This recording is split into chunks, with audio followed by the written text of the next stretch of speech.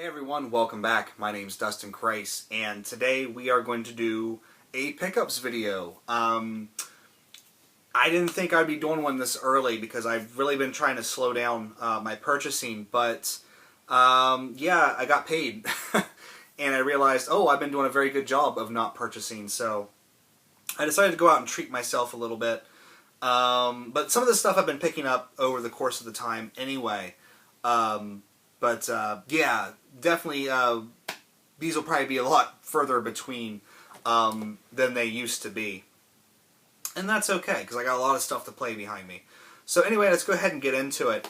And when I first moved to where I'm living at now, I had to kind of furnish this apartment a little bit. So I went to Kmart instead of Walmart because I just fucking hate Walmart, and I'd rather give another company my money than Walmart, because I just feel like Walmart ruins every town that it goes into. So that's just a personal thing with me. But while I was there, I tried very hard to be very good. And there was just a reduced price table, and I noticed a couple games there that I wanted. So I said, yeah, alright, let's pick them up. And the prices aren't that crazy. They're actually maybe a little bit higher than what I would have paid somewhere else. But, you know, that's okay. It was just sort of an impulse buy anyway. So what I picked up there was, I picked up Valkyria Chronicles II for 20 bucks. And it's still in it's still sealed because I don't have Valkyria Chronicles 1. And I gotta get that before I play this. So I'll probably keep it sealed until then. I don't know, maybe not. And then also there I saw Professor Layton and the Last Specter, which is crazy because I think this game just came out 2011. I guess it is kind of 2 years old. But for some reason it felt like it just came out, and it was there for 15 bucks. So I gotta get some more of these Professor Layton games. I don't have the first one. I have Diabolical Box, but I don't have Curious Village. So I want to play them all in order. So gotta get some more of these in order to get into the series. And then I thought today I'd go out and do some retro shopping, and went to one of the stores that this town has retro-wise, and it definitely has more stuff there, but it's a lot scuzzier than the other one. I really should have went to the other store. The problem is the other store has really good stuff, and I would have spent a lot more money there. And the store in the mall kind of just has your sort of run-of-the-mill normal stuff. But I picked up some goodies there, and the first thing I kind of picked up, I picked it up because of my friend Chance, Doomwaves, and it's sort of in celebration of him. I finally got a copy of Wizards and Warriors for the NES. I saw it there for 5 bucks. I didn't get the sequel. I'll pick that up some other time, but he goes on and on about this game, and you know, it's one of his childhood favorites. So I thought I would get it and add it to my collection, and have a little piece of him here in the house. So picked that up. And then I saw this there, a box copy of Subterranean, or Subterranean, or however you want to say it. And it's got the manual and everything. It's missing a little, you know, hanger, whatever, but that's okay. And this is a multi-directional shooter on the Genesis. And I don't know, just something about the back of the box caught my eye. It was $7 complete, and I thought, hey, why not? When I got home, I read about it, and it was very well reviewed in its day. And but I guess it is very punishingly difficult. So we'll see when I throw it in. But you know, just something fun to pick up. Another fun thing that I picked up that really I don't need, but it was cheap, and I thought it'd be cool to add to the collection. Samurai Shodown 5 for the original Xbox, not Xbox One. Can't use that anymore. There's just something about these Neo Geo SNK games. You know, I love picking them up. So it's going to be interesting to see how the port was done on the Xbox. It looks really good, but I know sometimes these things can get a little iffy. So we'll see when I throw it in. And then finally, I did actually pick up something pretty high quality there, and I'm really looking forward to getting into it because now I have the complete series on the PlayStation 2. We never got the 4th game in the series, and that is Fatal Frame. So now I have 1, 2, and 3, and I don't think we'll ever get 4. Maybe as a Wii U thing, that'd be awesome, but probably not. But I'm looking forward to getting into this series now, and probably, you know, pissing my pants being scared. So that was cool. Picked that up for $20. It was kind of pricey, and it's not in the best condition. Unfortunately, when I got it, it was in a Blockbuster case, and it kind of squished the manual a little bit, which I think if I put it between some heavy books or under some heavy books for, I don't know, maybe like a week or so, it might flatten it back out, but maybe not, I don't know. And then one of the previous owner of the game, or one of the previous owners, decided to autograph it down here. So Christina Harris, thank you for that. You've increased the value of this game tremendously with your signature. So that is all of the games. I didn't notice the signature on that until I got home, and I was like, fuck. But what are you going to do? Now moving into CDs. I picked up a lot of CDs, and that's great because I need to listen to some music as I clean this place up, because I've just been letting it kind of get a little scuzzy in here. And, bachelor pad, whatever, what have you, plates need to be washed, and the floor needs to be swept, and that kind of stuff. But, picked up some really great stuff, and a lot of it I can't wait to listen to. First thing I picked up was the soundtrack for Great Gatsby. And for the most part, I really love this soundtrack. But there's a lot of songs on here by or featuring the Black Eyed Peas. And I fucking hate the Black Eyed Peas. I just can't stand them. So those songs I can do without. But, Young and Beautiful by Lana Del Rey, Over the Love by Florence and the Machine, and then basically, the last 5 songs of the album are just spot on, and I love it. And so, let's see, 14, half of the album is killer, and the other half is okay. So, I can deal with that, but it is a fantastic soundtrack, and if you went and saw the movie and you like the music, I definitely recommend picking up the soundtrack. This is a band that it's been on my radar for a while, and I just never got around to buying the album, and finally I just said, screw it, I have to do it, and that is Of Monsters and Men, My Head is an Animal.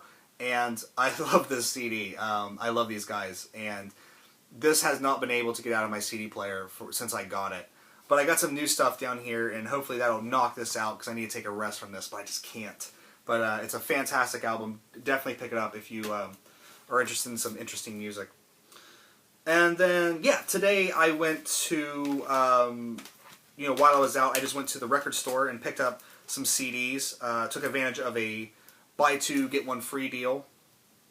The first thing I picked up was Talking Heads, Remain in Light, sorry. I picked up the box set a while back, and I really fell in love with Talking Heads. And a lot of the songs off this album, and I just decided, for $7, I'll just pick up the actual CD. That way I don't have to, cycle through all these other songs to get to Born Under Punches and Once in a Lifetime and some of the other songs on here that I really love. So, for $7, I figured, why not have a copy of just this album, because I really love this album. I picked up the new Daft Punk album. As you can see, it's still wrapped. I'm going to listen to it here in a minute or two when I start cleaning this place up. And I listened to the single off of this a while back, and it reminded me a lot of Stardust back in the 90s. One of the members of Daft Punk, I can't remember which one it was, kind of created a side band called Stardust, and they had one song, Music Sounds Better With You, and it kind of reminded me of that in a lot of ways, so I'm kind of hoping it kind of goes to that sound. But I guess we'll see when I throw it in, but had to pick it up. And then for the buy 2 get 1 free deal, I picked up one band in particular that I really like, but I just never had any of their CDs, and another person that I'm kind of really getting into, and that person is Cascade. And this is more sort of house dance music. I'm not really sure what the different genres are. I'm not that into it, but I really like a lot of his stuff. And one of the surgeons at work, they always like to play music while they're doing their surgeries. He really loves to listen to Cascade, so I've been listening to a lot of Cascade stuff, and I just figured, hey, why not pick up a CD? So picked up Fire and Ice. And then the other 2 CDs were this band I've been listening to a lot on Pandora, because I can't remember what station I was on, but they kept playing. It might have been Aerogram, which is really strange. But they kept playing Placebo songs, so I was like, all right, I'll go out and pick up some Placebo albums. And I picked up Without You I'm Nothing and Meds. And Without You I'm Nothing has Every You, Every Me on it, which was from the not Romeo and Juliet, Cruel Intentions soundtrack, which is where I heard it for the first time. So really looking forward to getting into these guys a bit more. There was something off of Meds, a song I really liked off of Meds too, and I can't remember what it was now, but I'm sure I'll figure it out once I throw it in. And then the final physical pickups, a couple movies here. I picked up How to Succeed in Business Without Really Trying. And this is a musical that I really, really enjoy. And I actually saw it for the first time as a play in college. And just really got into it. But I think it's really crazy that Robert Morse is the lead character in this movie. Because he also plays Bert in Mad Men. And it's kind of crazy to see a young Robert Morse, starting out in the corporate world. And then you watch Mad Men, and he's much older, and he's like the old battle axe of the corporate world. So it's kind of a weird bookend to a career in a lot of ways. But I do love How to Succeed in Business Without Really Trying. And then sort of in celebration of The Great Gatsby, I picked this up as well. It's a documentary called The Great Gatsby, Midnight in Manhattan. And it includes this really interesting bonus feature of a teleplay called Private Affairs, A Dream of Living, that involves F. Scott Fitzgerald, Zelda, and Ernest Hemingway in 1925 Paris. And it's just kind of an interesting little, 70s British teleplay. But this is a really interesting documentary, and I was thinking about picking it up, and then when it said something about Hunter S. Thompson, which he really isn't in this very much, one of the writers that was talking about Gatsby, because Gatsby was like, he was trying to top that book with everything that he did. I was like, okay, well, if Hunter's on it, I have to pick it up, and I actually really enjoyed it. But it's only 49 minutes long, so, but it's nice to throw back in every now and then. And then the final pickup, this one blew me away, and God, I really want to watch it again, but it's so long. Cloud Atlas. I love this movie. I think this movie is fantastic, and if you haven't seen it yet, queue it up on Netflix. Do what you have to do to watch it. It is really an astounding film, not only in like what it's trying to get across, but just in how they made the film is ridiculous in and of itself. Really fantastic, beautiful, beautiful stuff. I love it. Absolutely love it. And the Wachowskis. Can't say the Wachowski brothers anymore, but the Wachowskis are responsible for this, along with another director who I can't remember his name because I've never seen his name before. Tom Tykwer? I messed that up, but it took three directors to make this because, well, when you get into the special features, you'll see why. Basically, they shot all 6 different stories at the same time, so like different units were doing different things, and like Tom Hanks would be in one spot one day doing one scene, and then completely somewhere else the next day, then back again. It's sort of this breakneck schedule to get this film done, but beautiful movie. I absolutely love it.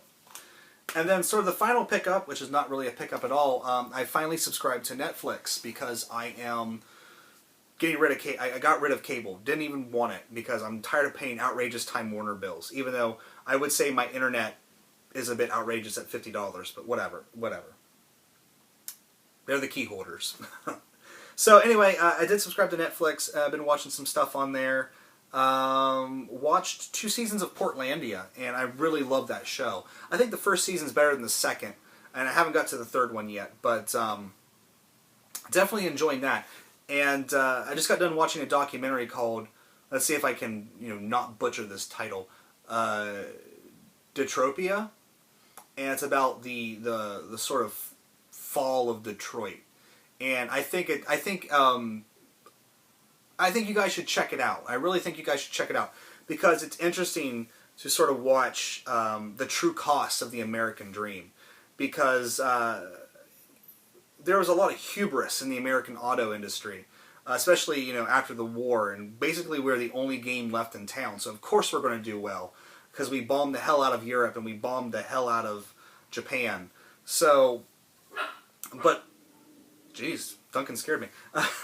But, you know, once those industries started building back up in Japan and Europe, you know, America never really innovated and never really pushed forward. They're just kind of, oh, we're American auto industry. No one's going to touch us. And then the economy caught up to them. And it's sort of interesting to see what the cost of that was, because Detroit is basically in ruins. And what's interesting is when sort of parts of town, because I can see it in my hometown here, which is a small, you know, little town, but whenever, like, the decay starts to set in and people start moving out, it's like young artists move in and try to rebuild the city in like this hippie mindset.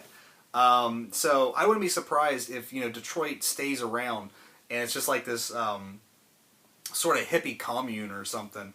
I don't know, but it's interesting when the documentary gets to that part about how, like, the young people are moving into the town and trying to rebuild it and stuff like that. So definitely check that film out on Netflix there. I'm looking forward to getting back into anime with Netflix. So if you guys have any good areas to point me in, let me know of some good animes to check out on Netflix. Unfortunately, I wanted to kind of get back into Bleach on Netflix, but Bleach isn't on there. At least I didn't find it. So, but anyway, that is pretty much it for this. Hopefully this time, because this is the second time I've filmed this, hopefully this time I'm in focus. If not, then it's just going to be blurry. Who cares? But yeah, it's going to be a while before the next pickup video. I got some stuff in the mail coming. But yeah, that's it for now. So thank you so much for watching. Take care. I'll see you next time.